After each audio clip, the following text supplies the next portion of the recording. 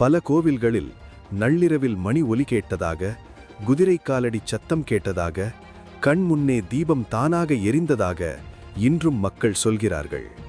இதெல்லாம் கதையா அல்லது அனுபவங்களா? ஒரு விஷயம் மட்டும் உண்மை.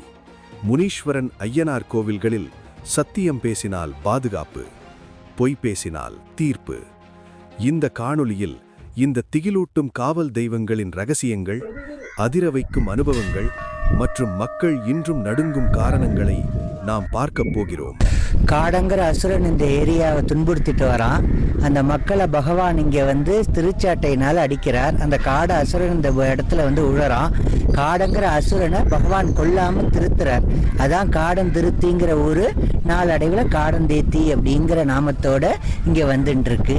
தீயவனாக இருந்தால் கூட இந்த பூமியை தொட்டா அவன் நல்லவனாக மாறிடுவான் அப்படிங்கிறது ஐதீகம். சனி பகவானும் புத பகவானும் ஐயா